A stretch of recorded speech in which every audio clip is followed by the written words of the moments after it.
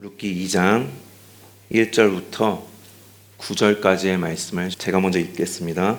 나오미의 남편 엘리멜렉의 친족으로 유력한 자가 있으니 그의 이름은 보아스더라.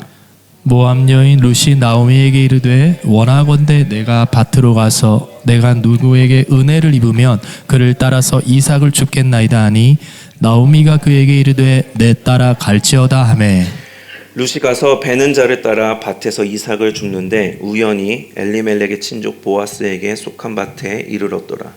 마침 보아스가 베들레헴에서부터 와서 베는 자들에게 이르되 여호와께서 너희와 함께 하시기를 원하노라 하니 그들이 대답하되 여호와께서 당신에게 복 주시기를 원하나이다 하니라. 보아스가 베는 자들을 거느린 사환에게 이르되 이는 누구의 소녀냐 하니 베는 자를 거느린 사환이 대답하여 이르되 이는 나오미와 함께 모압 지방에서 돌아온 모압 소녀인데 그의 말이 나로 베는 자를 따라 단 사이에서 이삭을 줍게 하소서 하였고 아침부터 와서는 잠시 집에서 쉰 후에 지금까지 계속하는 중이니이다. 보아스가 루엘에게 이르되 내 따라 들으라 이삭을 주우러 다른 밭으로 가지 말며 여기서 떠나지 말고 나의 소녀들과 함께 있으라. 함께 읽겠습니다. 그들이 베는 밭을 보고 그들을 따르라. 내가 그 소년들에게 명령하여 너를 건드리지 말라 하였느니라. 목이 마르거든 그릇에 가서 소년들이 길어온 것을 마실지니라 하는지라. 아멘.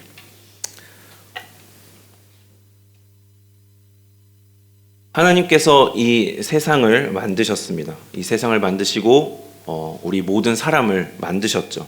그리고 우리 모두는 인간들뿐만이 아니라 모든 생명체는 혼자 살아갈 수 없게 하셨습니다.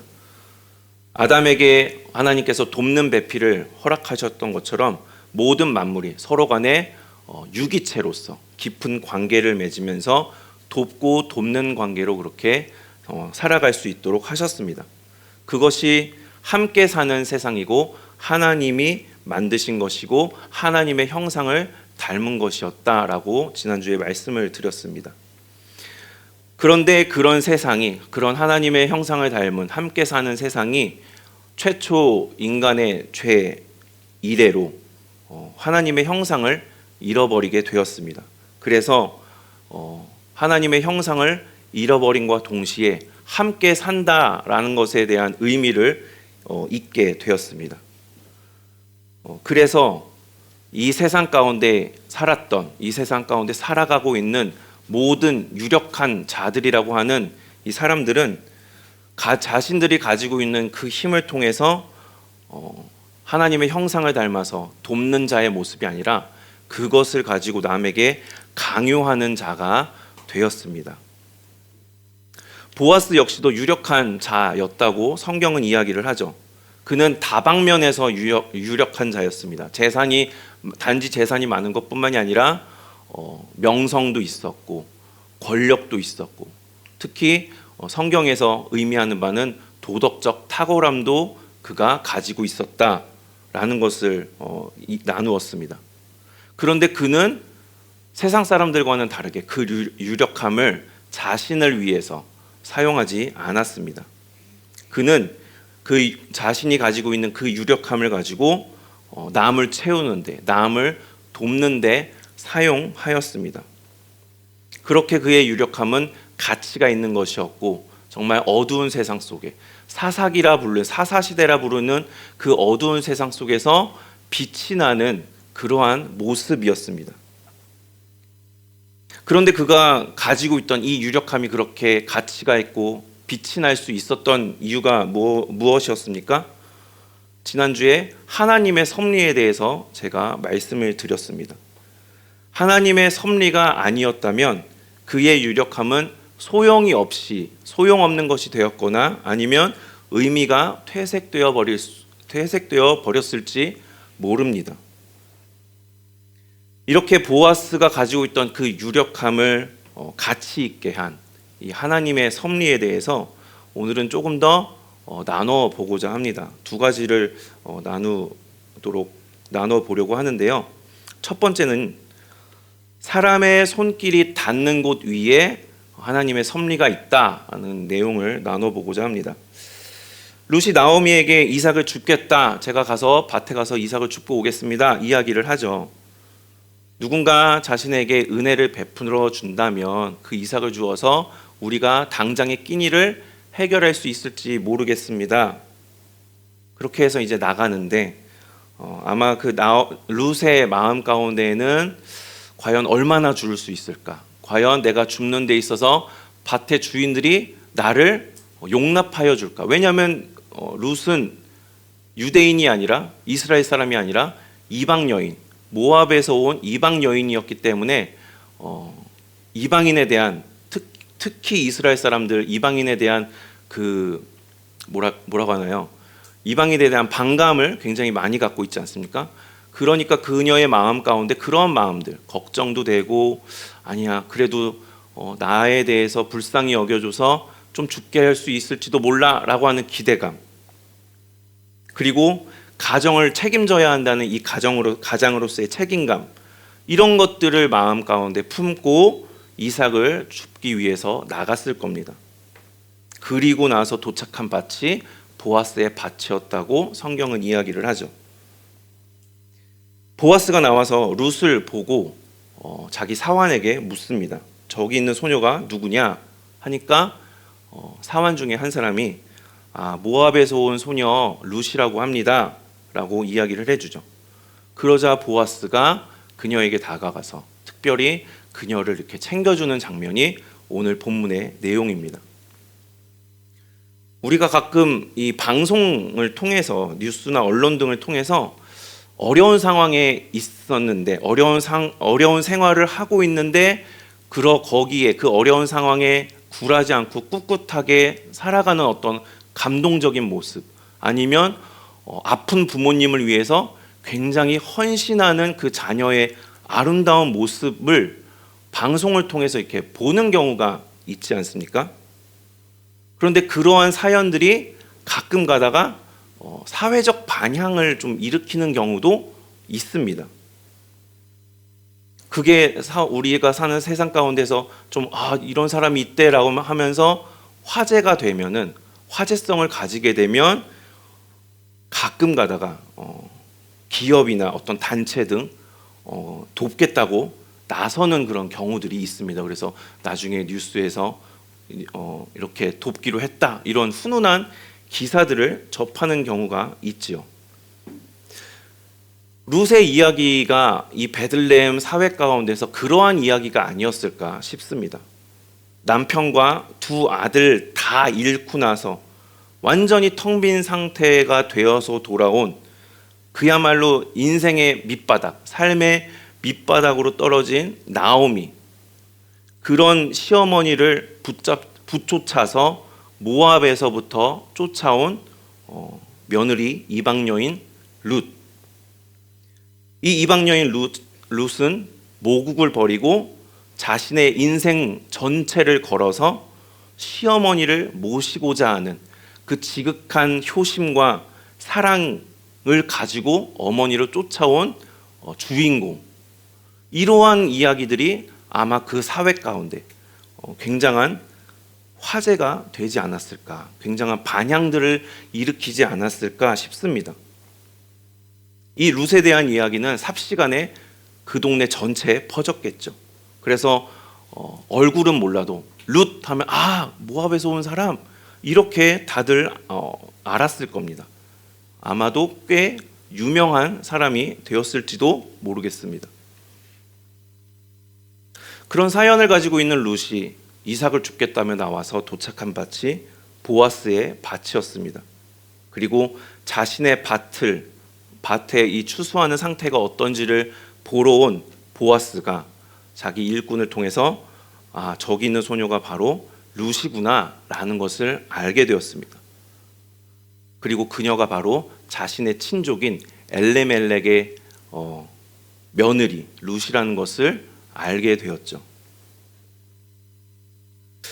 화제를 몰고 온, 이 감동적 이야기를 몰고 온 사연의 주인공 룻.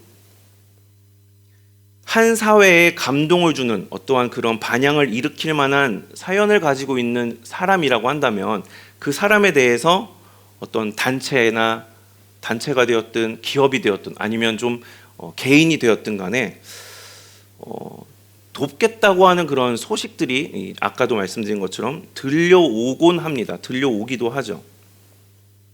이것은 사연의 주인공, 이 화제성을 가지고 있는 사연의 주인공이기 때문에 그 사람을 돕는다고 하면 자신의 돕는 입장에서의 이미지 쇄신, 이미지를 제고시키는 데 있어서 굉장한 유익을 줄 수 있고, 또 도움받는 사람도 어려운 상황에서 도움을 받을 수 있으니 서로 윈윈 할 수 있는 그런 관계가 됩니다. 그래서 그렇게 돕는 것이 그다지 나쁜 것은 아닙니다. 오히려 좋다고 할 수 있겠죠. 그래서 많은 경우에 내가 도와줄 수 있는 상황이다라고 한다면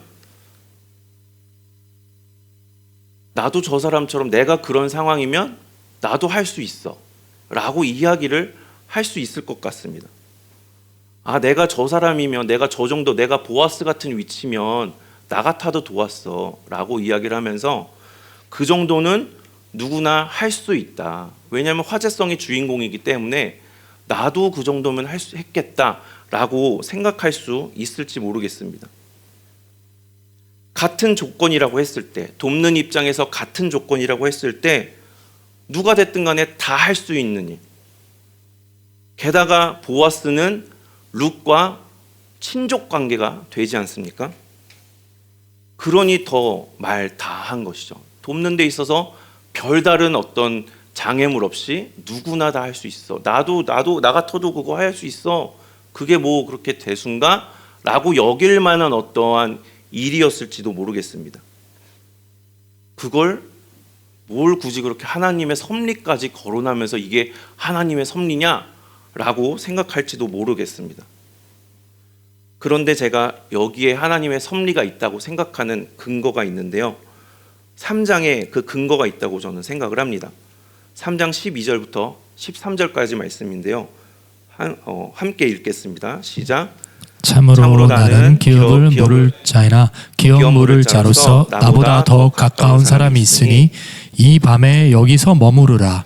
아침에 그가 기업 물을 자의 책임을 내게 이행하려 하면 좋으니 그가 그 기업 물을 자의 책임을 행할 것이니라. 만일 그가 기업 물을 자의 책임을 내게 이행하기를 기뻐하지 아니하면 여호와께서 살아계심을 두고 맹세하노니 내가 기업 물을 자의 책임을 내게 이행하리라. 아침까지 누워 있을지니라 하는지라. 아멘. 보아스가 그 나오미에게 있어서 엘리멜렉에게 있어서 유일한 친족이 아니었습니다. 이제 3장과 4장을 보시면 또 다른 친족 한 사람이 있다는 것을 알게 되는데요. 보아스가 그 또 다른 친족을 만나기 전에 이 기업 물음에 대해서 그 문제에 대해서 룻과 보아스가 이야기하는 장면이 오늘 이 방금 읽은 그 9절입니다. 뭐라고 보아스가 룻에게 이야기를 한 것입니까? 또 다른 친족이 있다라고 이야기하면서 그가 나보다 엘리멜렉과 더 가까운 친족 관계이니 먼저 그의 의사가 어떠한지를 알아야 한다는 것입니다. 그가 그 기업을 물을지 말지를 결정해야 자기가 그 다음에 선택권이 있다. 내가 가장 우선순위가 아니다라는 것이죠. 그래서 보아스의 입장에서는 되어지는 상황에 따라 어찌 보면은 수동적으로 움직일 수밖에 없는 일단의 그 상태에 있었습니다. 이제 4장에 가서 보아스가 또 다른 그 친족을 만나는데요. 엘리멜렉 집안의 기업, 이 땅을 누가 물러줄 것이며 그 집안의 이름을 엘리멜렉의 이름을 잇기 위해서 누가 룻과 결혼하여서 자녀를 낳을 것인가에 대한 그 의논을 친족과 합니다. 보아스와 이야기한 이 친족이 결정하기를 이 두 가지 다 나는 못하겠다. 나는 이것을 하지 못하겠다 하고 포기를 합니다. 그리고는 보아스에게 결정권을 넘기게 되죠. 분명 이 또 다른 친족도 보아스와 같이 어쩌면 유력한 자였을지도 모릅니다. 그럴 만한 상황이 되었기 때문에 물어본 것일지도 모르겠습니다. 그런데 이 또 다른 친족은 그 책임을 지지 않았고 보아스는 졌습니다. 저는 이 장면을 보면서 아무리 누구나 할 수 있는 상황, 누구나 할 수 있을 것 같은 일에도 하나님의 섭리가 그 사람과 그 사람의 손길 위에 있어야만 가능한 것이 아니겠는가라는 생각을 하게 된 것입니다. 어느 한 사람을 통해서 기업 물음의 이 일이 성사가 되었다, 실현이 되었다, 텅 빈 나오미가 채워지게 되었다. 이것이 하나님의 섭리가 있어야만, 보아스가 일단은 자기의 우선권이 없음을 우리가 이 3장의 구절을 통해서 볼 때 하나님께서 보아스가 그 책임을 질 수 있도록 일을 이끌어 가셨기 때문에, 보아스의 손 위에 그 하나님의 섭리가 함께하여 주셨기 때문에 보아스가 그 책임을 다할 수 있는 것 아니었겠는가라는 것이죠. 대수롭지 않은 것 같은 일, 누구나 다 할 수 있는 것 같은 그러한 어떠한 일에도 누구는 거부하고 또 누구는 발벗고 나서는 것을 보면 하나님의 섭리가 분명히 그 사람의 손길 위에, 그의 마음 위에 함께하여 주셔야만 가능한 것 아니겠는가, 이렇게 제가 생각을 한 것입니다. 그래야만 말로만 나도 할 수 있어 이렇게 그럴싸하게 말로만 하는 것이 아니라 실제적으로 내가 해야 되겠다라고 하는 그 마음의 원함이 생겨서 실행에 옮길 수 있게 된다라는 것이죠. 분명 보아스만이 그 당시에 이 사회 가운데 유력한 사람이 아니었을 겁니다.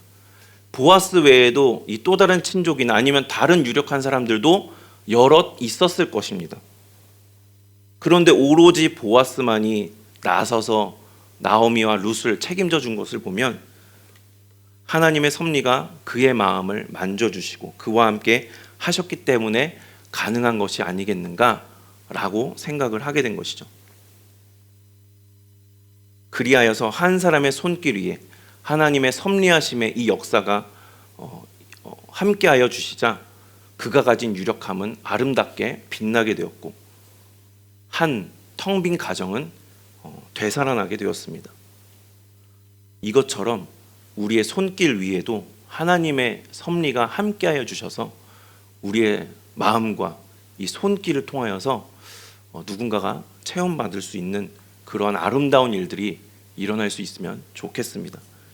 둘째로는요, 사람의 손길이 닿지 않는 곳에 하나님의 섭리가 있다라고 말씀드리고 싶습니다.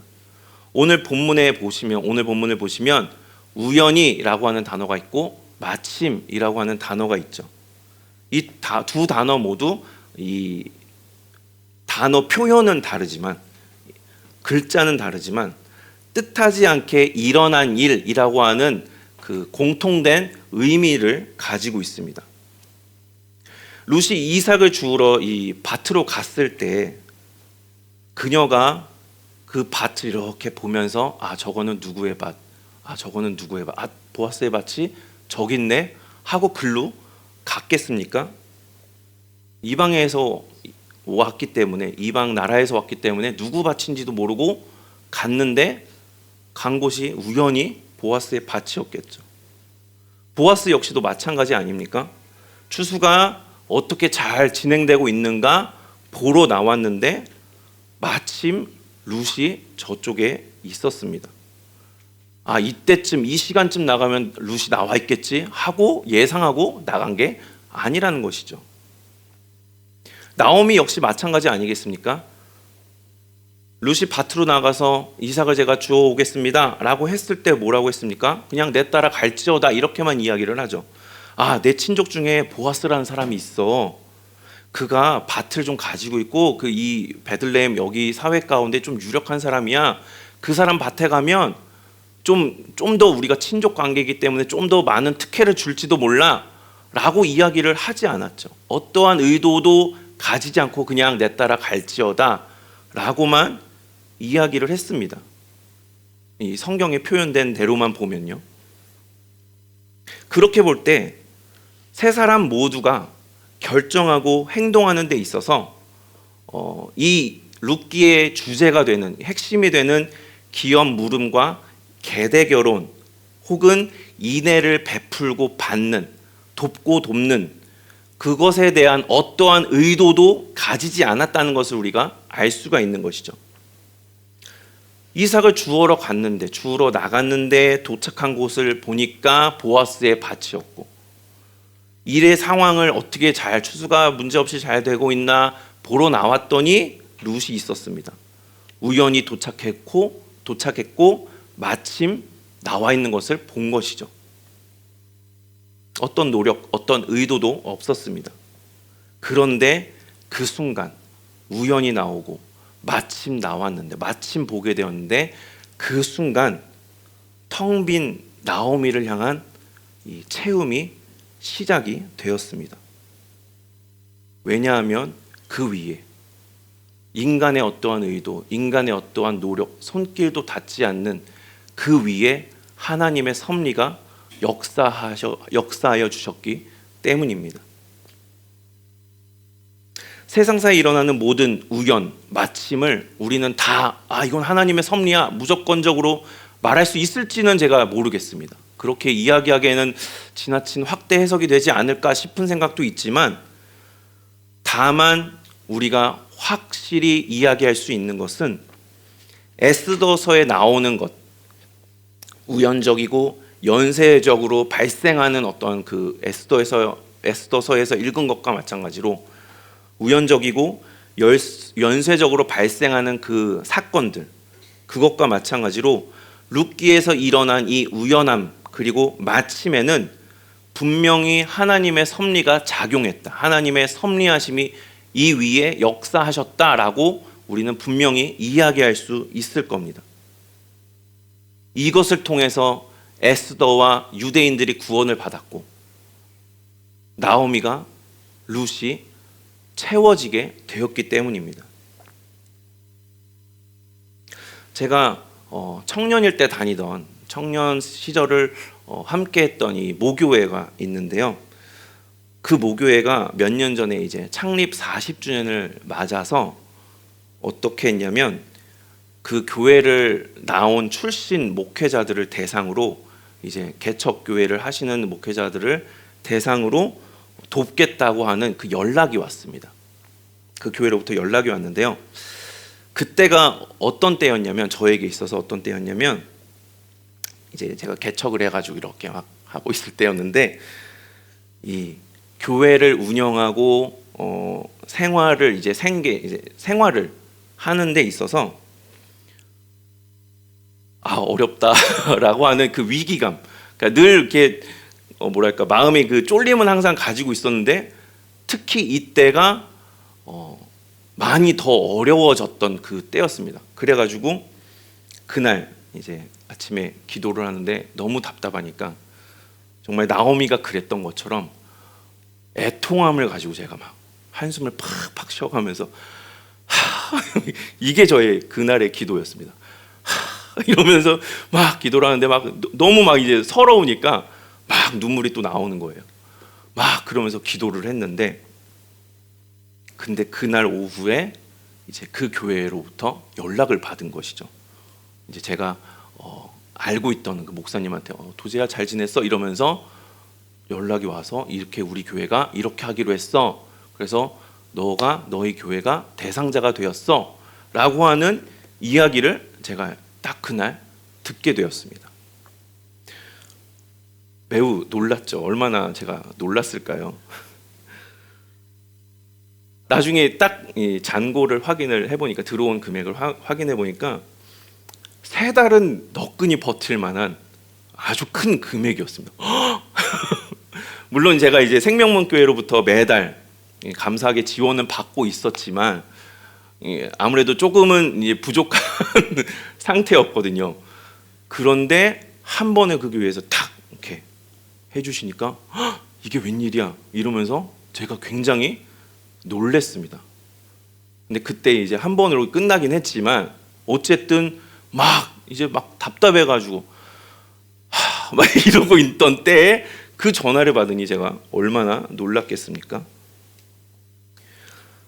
제가 그 교회로부터 연락을 받기까지 그 전화를 기다렸을까요?